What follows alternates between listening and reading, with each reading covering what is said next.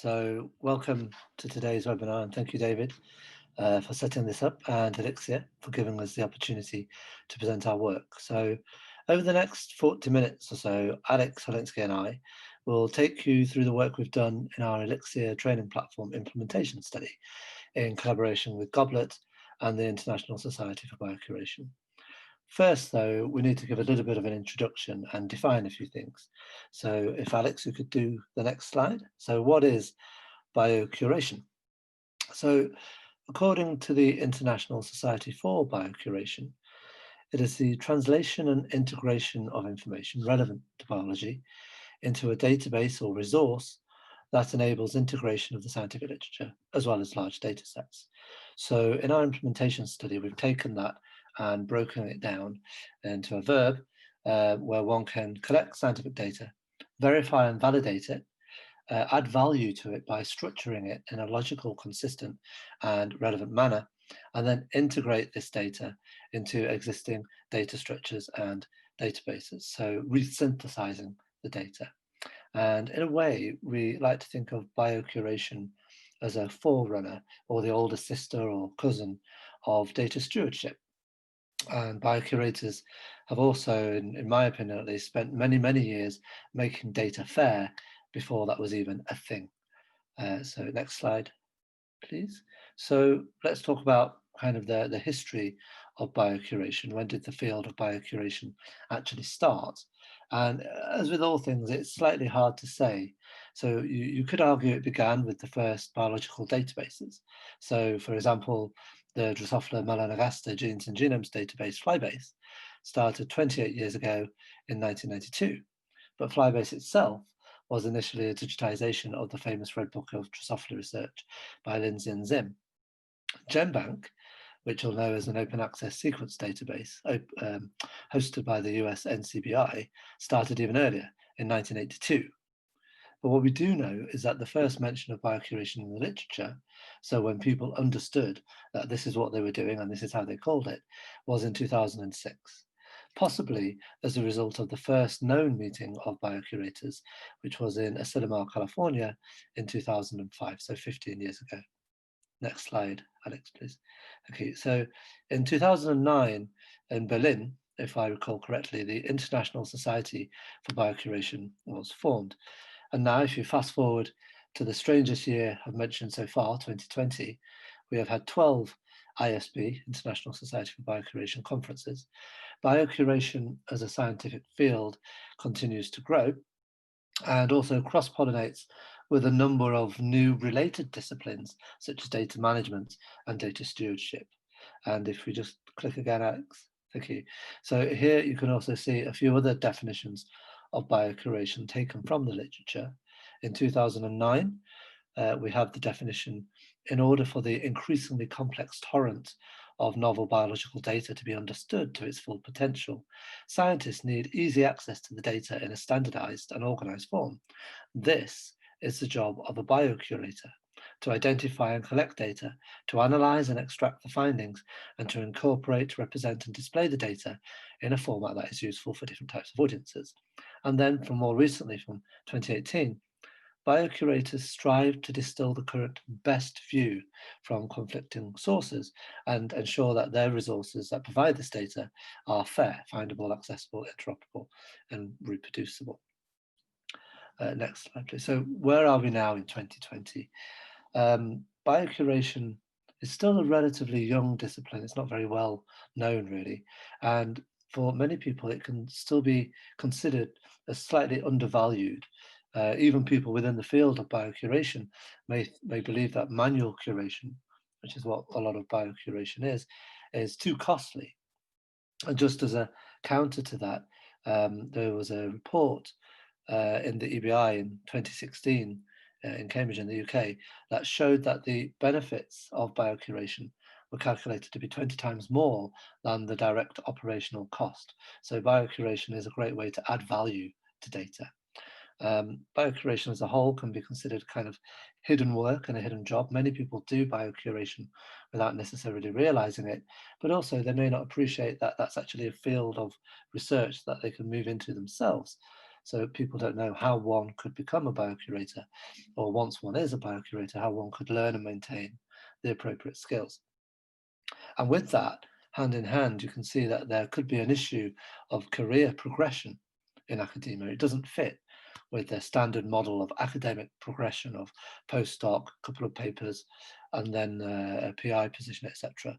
And so many biocurators can end up being very highly skilled and very experienced researchers, but still in postdoc positions even after many years of research. Okay, next slide, please. And that's where we come in really with the implementation study. So the title of the study was Mapping the Landscape of Biocuration in ELIXIR, Practice, Capability and Training Requirements. What we try to do is kind of take the pulse of biocuration. How is the health of biocuration within ELIXIR? So we wanted to identify, first of all, the people doing the biocuration. Where are they within ELIXIR and worldwide? And then review the type of work they were doing. What type of work do they consider to be biocuration? What resources do they use?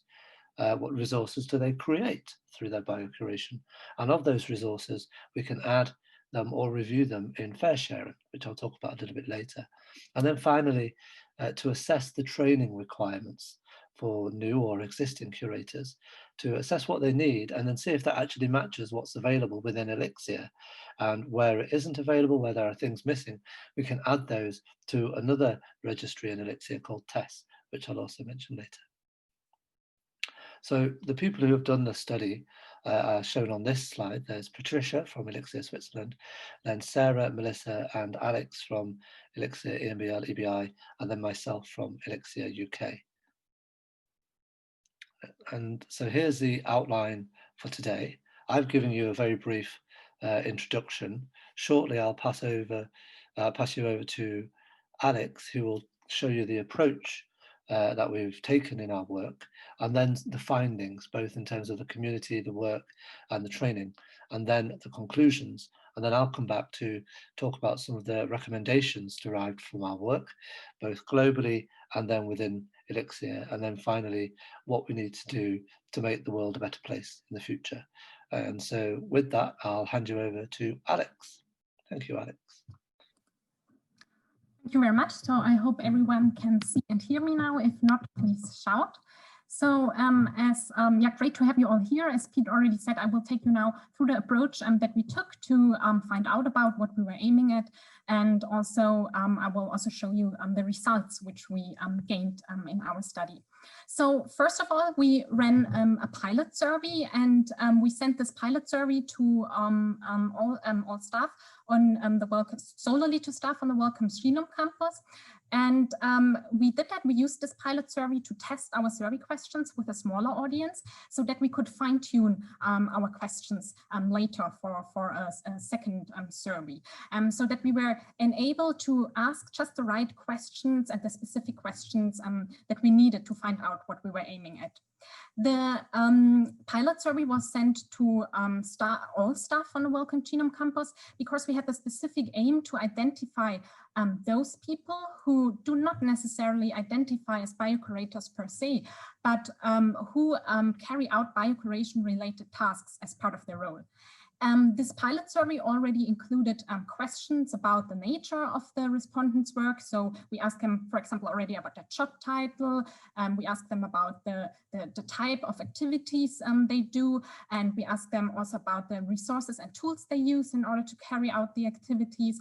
And we were also interested in the biocuration training that they have received and the biocuration training that they need. In addition to that, we also ran conversations with 4 biocurators of EMBL EBI who had responded to the pilot survey.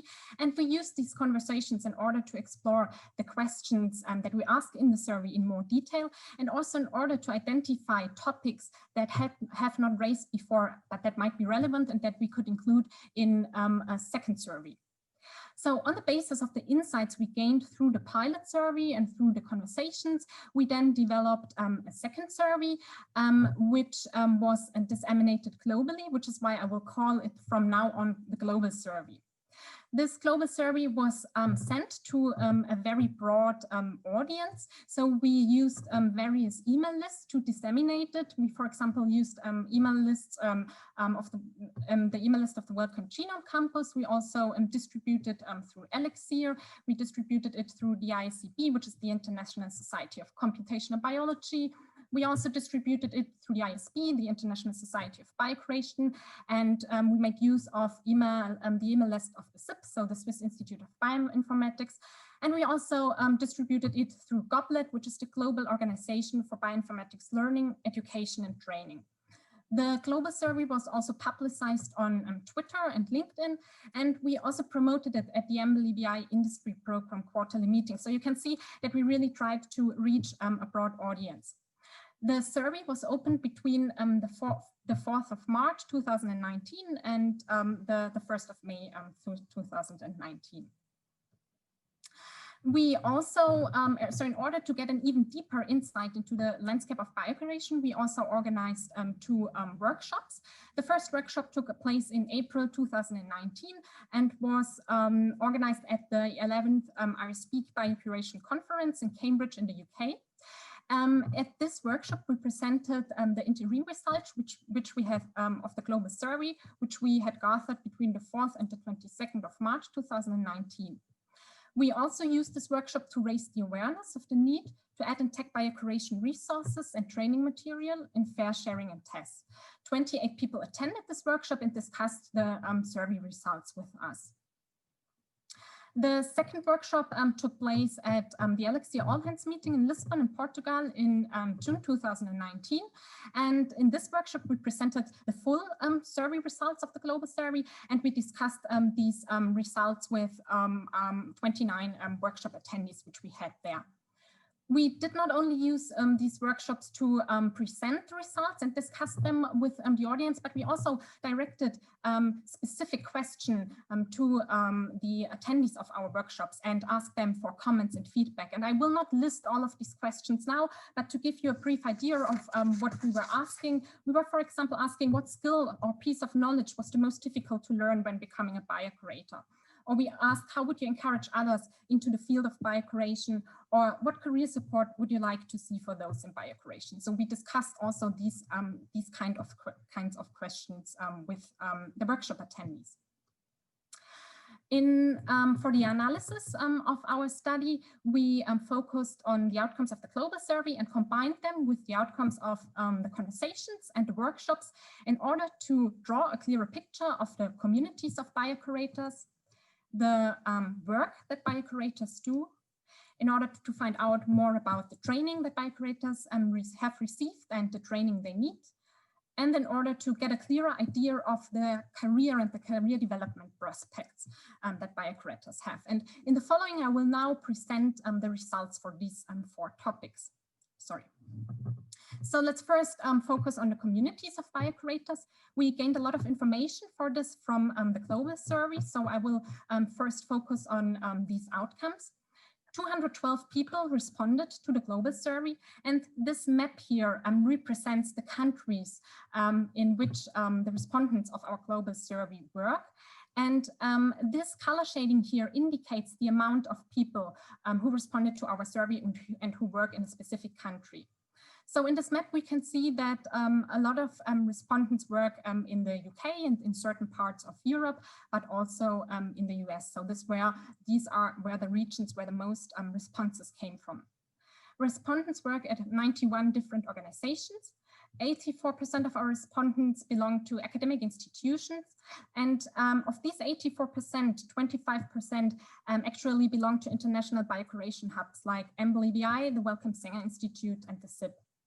8% of the respondents belong to industrial organizations, and 1% of the respondents span both, so academic institutions and industrial organizations. We were also interested in the life science domain that people work in and in their job titles. So we asked the respondents of our global survey to list the life science domains with their own words and to list their job titles. And out of these lists, we then created word clouds. This word cloud here represents the list or the listed job title clouds that were reported by all respondents to our survey. And you can see that life science domains like bioinformatics, genetics, genomics, biology, and biochemistry were the most commonly mentioned life science domains. These word clouds now represent the job titles that were listed in the global survey. Word cloud A represents the job titles that were listed by all respondents to the survey, and word cloud B represents the job titles that were listed by respondents specifically from EMBL-EBI. We can see that there is a huge variety of job titles that has been listed, and even uncommon job titles like, for example, knowledge engineer, data editor, repository manager, and data wrangler were listed. And even for biocuration hubs like EMBL-EBI, quite a huge variety of job titles was listed, as we can see here in this word cloud. So biocurators that we spoke to at the workshops and in the conversations actually mentioned that this inconsistency of job titles can hamper their career planning. We were also interested in the type of biocuration work that biocurators do. And this is why we asked two different questions in our global survey. So we first asked the respondents of our survey to describe their work with their own words. And then in a second question, we asked the respondents of our survey, or we provided a list of biocuration activities and asked the respondents to select the 3 top tasks they do in their job. And so let's have a look at this second question first. So this table shows the list of biocuration activities that we provided.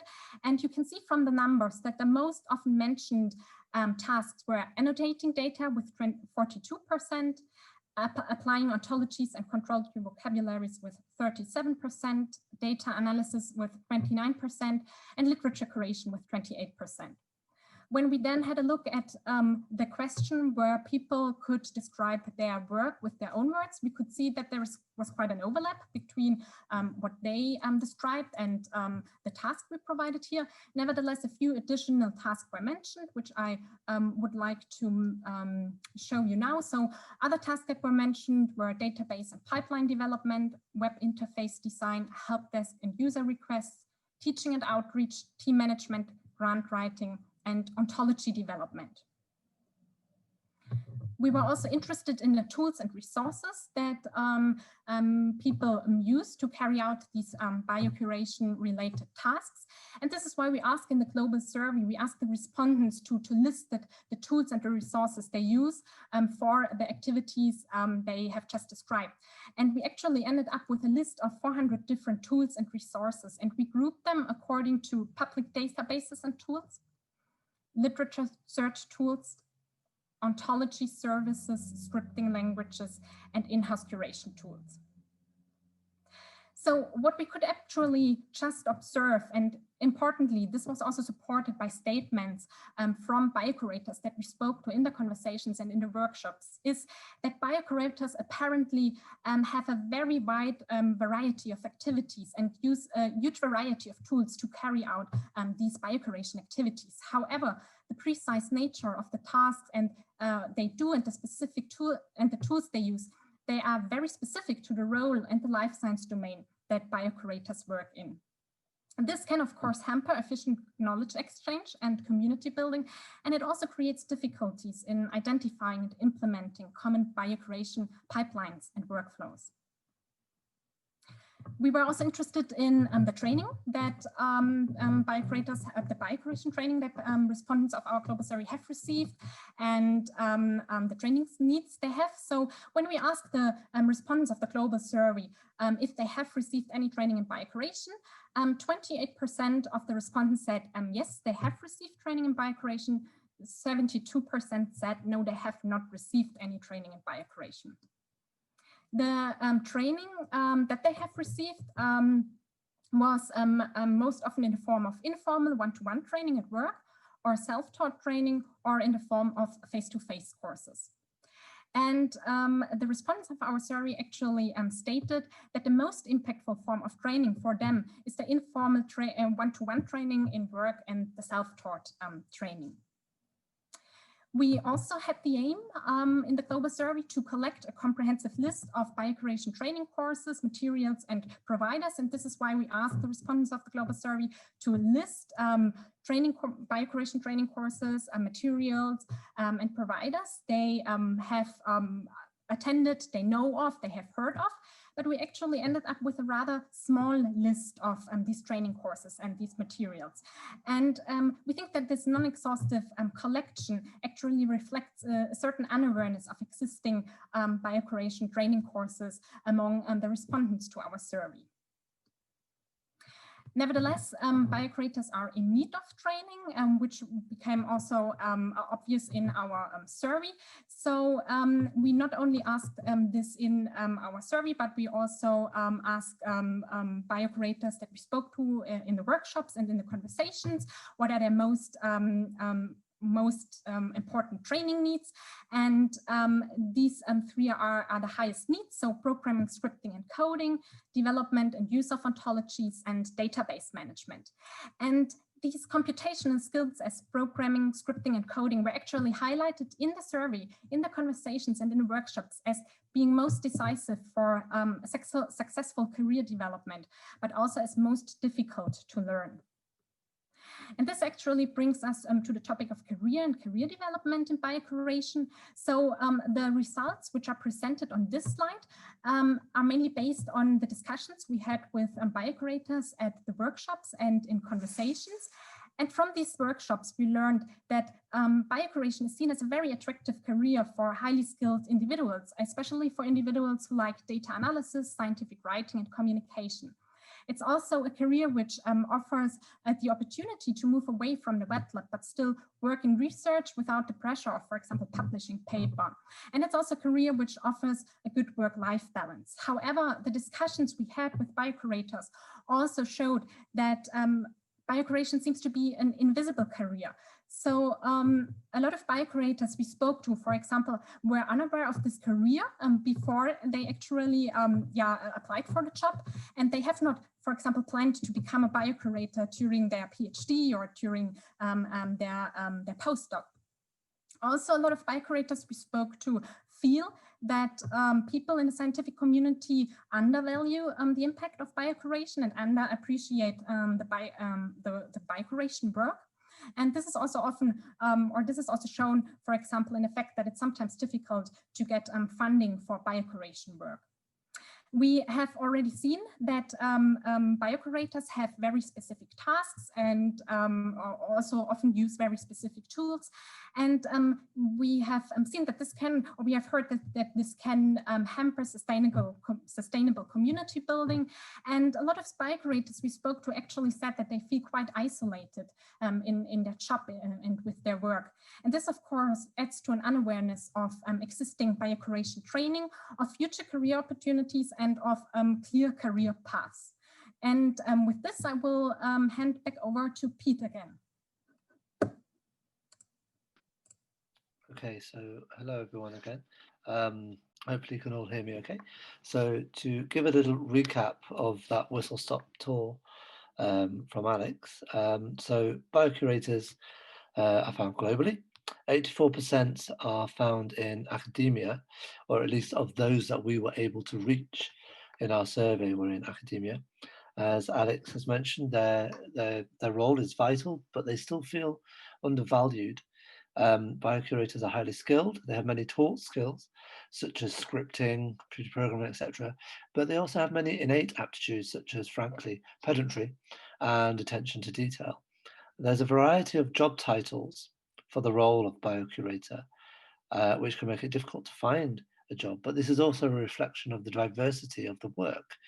Biocuration is a diverse job, but most of the roles do involve some literature curation and the use of ontologies to some degree. Training is available, and biocurators express a preference for more one-to-one bespoke training rather than group workshops.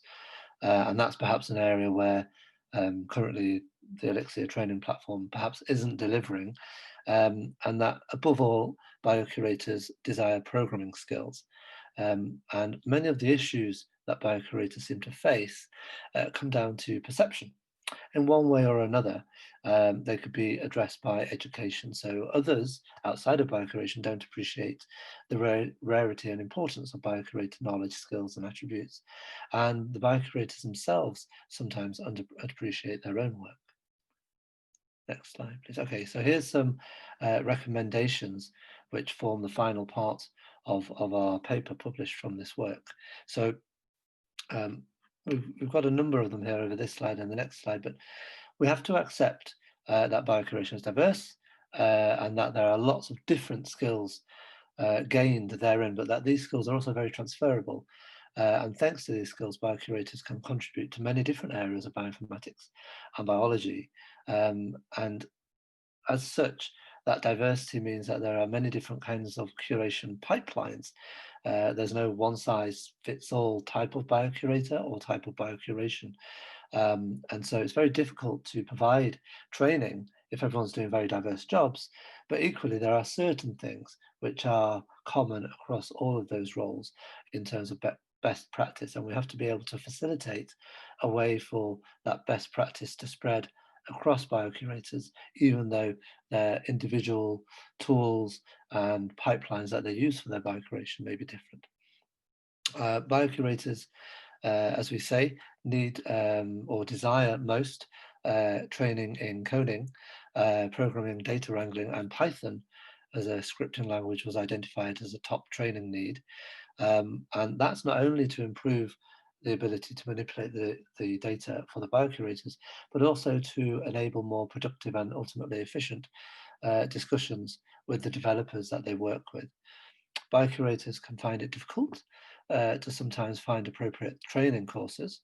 That's partially because there aren't training courses focused specifically to biocurators, partially because they aren't aware where they can look. And so an example I've put on the slide there is to use Tess, which I'll cover shortly.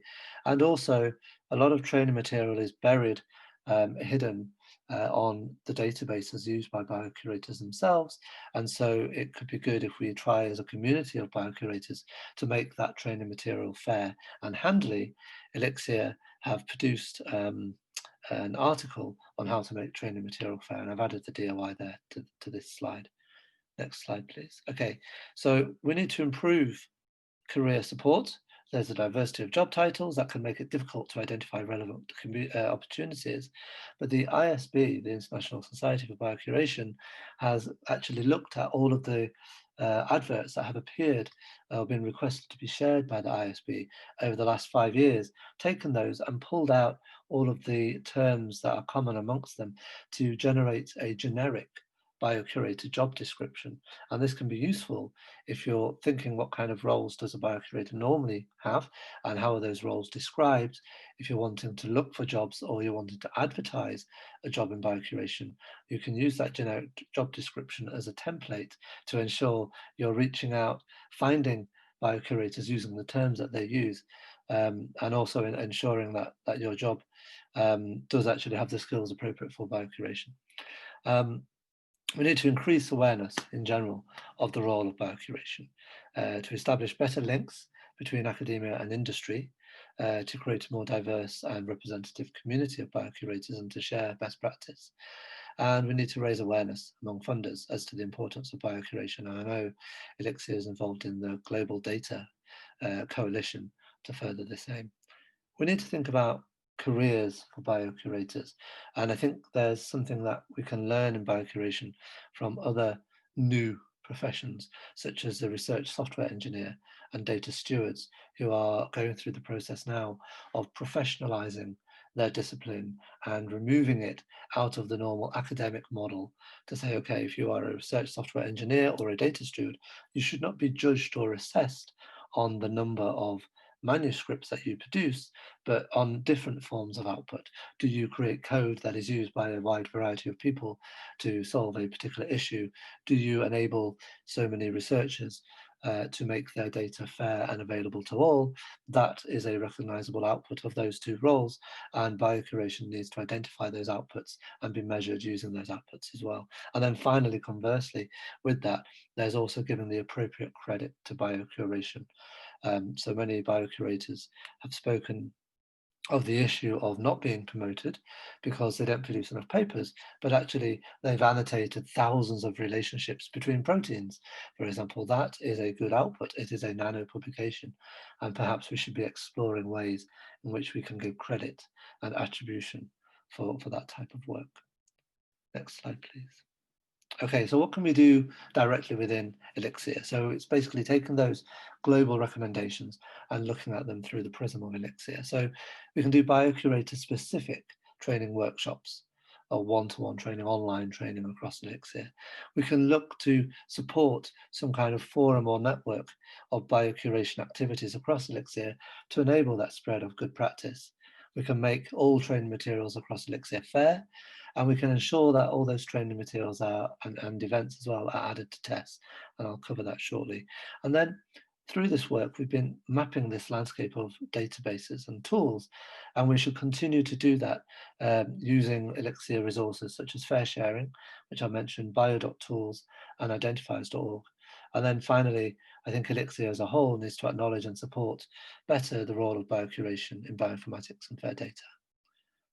Okay, so now I'll give you a couple of slides on both FAIRsharing and Tess, and I should hold my hands up and give a disclaimer. I'm the project coordinator for FAIRsharing, so I'll be a little bit biased on this. I think it's great. But what we try and do is map the landscape of databases and repositories and the standards that they use, so that allows you to understand how interoperable those databases are, and then relate them back to data policies. FAIRsharing is an ELIXIR recommended interoperability resource and comes out of the ELIXIR UK node. Next slide, please, Alex. Sorry, there we go. Okay, so what we're trying to do is kind of connect the dots and provide this map. And you can see on the left-hand side of the slide, we have the ELIXIR core data resources and deposition databases. And for each of the dots on that network graph, we collect about 40 different metadata fields, and then we show the relationship between them, and people can search through and say, okay, which ones of these are involved in protein annotation? And then we can link through to Tess to say what training material is available on that. And all of these resources and the resources used by biocurators in their work are tagged with the biocuration DROW term. This is a domain term. And so you can search through FAIRsharing for all of the resources we have that are associated with biocuration, such as gene ontology. Next slide, please. So the next thing I want to talk about is Tess, which is the ELIXIR training and events portal. So here you see an example event, which is this webinar itself has been listed on Tess, and so it can be used to look for events associated with biocuration. And then also on the right-hand side, we've got some training material from the EMB-LEBI on biocuration as an introduction. And so all the training material and events can all be found in one place in Tess. Next slide. And Tess also has other objects such as workflows that can be added there. And finally, all of the information in Tess is open and can be propagated to other databases, either directly or via some widgets. And the widget I show here on the right-hand side is from the ISB website, where if you go to the ISB homepage, biocuration.org, you'll see a widget on the right-hand side where it will list all of the training material known to be associated with biocuration. Next slide, please. So all of this work, this implementation study, I guess what we're trying to do is build a better future for biocuration and for data in general. And the first thing anyone ever says when they want to build a better future is we could do better if we had more money. And in this case, I do actually think that that's true. We need to appropriately fund manual curation and manually curated databases. And this needs to be core funding where possible, rather than project funding, as that allows long-term strategic and structural thinking. Related with that, we need to provide better career structures in both academia and industry, and to improve the skill set amongst biocurators, increase the access to training regardless of location. I know from the survey, many people within the EBI said that they had good access to training, but many people outside of the EBI said that they didn't, and ideally this should change. Ultimately, what we're trying to do is create a more integrated global community of biocurators who share expertise, training initiatives, and best practices. So we've talked a lot and throwing a lot of information at you. If you want to find out more, there's a number of links on this slide. The top left link, F1000 Research, is to the main paper associated with this work. The Zenodo link is all of the raw data that we can show you. And then the two links on the right-hand side are to presentations that we've given on this work as part of displaying this work to both ELIXIR and the ISB. And with that, on behalf of Alex and myself, I'd like to thank you all for listening, and we'll take any questions. Thank you.